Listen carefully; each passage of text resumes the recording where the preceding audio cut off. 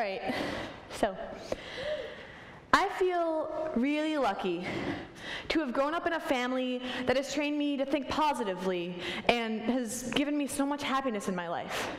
And as a result of that, as I went to school, and as I came to Burlington Public Schools, like first grade, something like that, I thought that everybody else could think positively. Everyone could turn the negatives into a positives. It was just kind of a given thing. But as I grew older, I came to know that that's not true. Some people have a little bit more trouble turning the negatives into positives, and that's perfectly okay, but I was just a little surprised. So a lot of my friends come to me and they say, hey, how can I make this more positive? I'm having a bad day, just help me out with this. And I'll give them advice and about happiness, and that's pretty much it. And happiness, that's why I'm here. So I consider myself an optimist, and if I had to define happiness, it would be in three things. Being aware of what you need, being aware of the toxicity in your life so you can get rid of it, and finding a little bit of joy in every single day. And like I said, I consider myself an optimist. So how have I become an optimist? What steps have I taken? So I'm able to look at things positively with a happy mindset, but that's kind of been instilled in me because of my family. But I'll get to that later. And I've also learned to train my brain. Now, what does train your brain mean? That means telling your brain in a negative situation or in any situation, you don't have control of me. I control you. You can't make this a negative situation. I can make this a positive one, and I have control. And lastly, becoming an optimist is, for me, about finding ways to responsibly escape stressful or bad situations. Now, escape, not like leave my bad situation on the outside of the circle and run away from it and stress about it later, but find a way to cope with that situation and find the best way to get through it. And speaking of negative situations, what do I do? How do you deal with a negative situation and make yourself in a better mood about it and feel more positive? So the first thing that I say to do that has helped me is to calm yourself. And I know that's the last thing you want to hear when you're in a bad situation or you're riled up, is calm yourself. Yeah, same. So anyway, calming yourself really helps, but I say breathe. Start off, take a couple deep breaths, just cool it. That's kind of what I did before I came up here. And also doing something that makes you feel calm, like listening to music, going on a walk, and finding your happy place. And your happy place is kind of the place you go in your head when you zone out at the corner during math class. You're like, wow, I really wish I was at a beach in Maui right now. And that's kind of your happy place. You feel happy, you feel welcome. Another thing you can do in a negative situation is to reframe the situation. Reframe means use that train your brain and take the negative in the situation and turn it into a positive. For example, Oprah Winfrey, we all know her, she's a queen. She was born to a single teenage mother, and she was abused from the ages of 9 to 13. But she's so famous now, and she's impacted so many people. What'd she do? Well, she reframed her situation. Her situation was very negative, and she was able to turn that situation into a very positive one. She's glowed up. She's been able to inspire so many people around the world.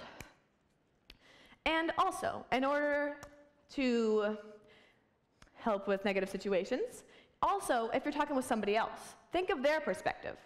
For example, if Susie's being mean to you, and you're kind of upset with that, think of Susie's perspective. Say, oh, well, I know Susie's having a little bit of trouble at home right now, so that might be why she's being a little bit mean. And if you think of that, it'll get you a little bit calmer, and it'll help you take things less personally. You can also, if you're talking to somebody, if you're talking to Susie, I stress this so much, it has definitely impacted me, is do not speak on your anger.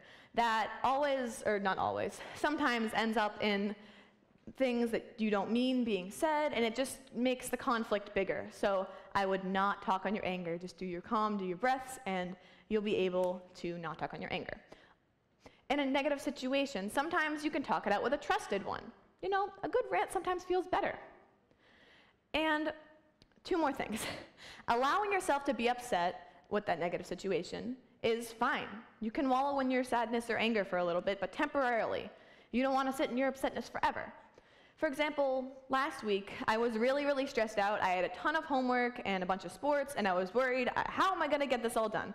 So I took a day, and I just kind of wallowed. I was like, I'm so stressed. What do I do? What do I do? And the rest of the week, grinded through my homework, and I'm no longer stressed. Hallelujah. And the last thing you can do, or that has helped me get out of a negative situation, is find a unique way to cope. Whether that be crafting or singing or drawing or dancing or running or walking or doing a sport, anything that you find joy in definitely has helped me get out of a negative situation. Now, some of you might ask me, what if something seems absolutely unbearable? How do I deal with this situation? I just can't. Stop. So, first of all, if you start off with a negative mindset, it's probably not going to get you very far, because if you say, I can't do this, then you're already stuck in that little village of I can't do this. If you say, all right, I can do this, I will do my best, I can try, and it just opens you up to a whole new opportunity of how to get out of the situation. Now, if something is absolutely unbearable, start off with the calming yourself that we talked about a little bit earlier, and like I said earlier, talk to someone. I know many teens don't do that, but personally, it helps me so much when I'm able to talk to someone, get their insight on the situation, compare our viewpoints, and it's just really, really helpful for me. So it might help you. And lastly, process the situation and find the best and most responsible way to deal with it so you feel in control. Because if you feel in control with a really hard situation, then you will have so much easier of a time dealing with it. That's my opinion. And if you're able to get through negative situations, that means each one of your days will be better. So how do you improve each one of your days a little more? So every single day, I try to find something that makes me happy. Not makes Susie happy, not makes Tom happy, makes me happy.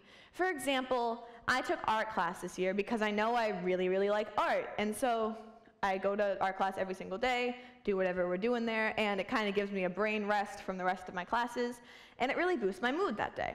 And that helps me improve every single day.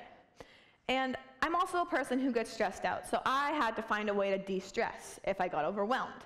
And that for me is walking my dog or something, or listening to music. It could be going on a run, doing a sport, whatever you feel calm yourself down or de-stresses you is good. And every single day deals with a little bit of insecurity, no matter who you are. I deal with insecurities. I assume some of you deal with insecurities. So how do you deal with that? Insecurity is something that I'm still dealing with, but if it comes to a couple things, I would say embrace your flaws. For example, some people may consider this thumb a flaw. It's a weird thumb, yeah. But it's still a thumb, it works, and it's pretty cool. I'm embracing my flaw. And also, love the unique parts of you and your personality.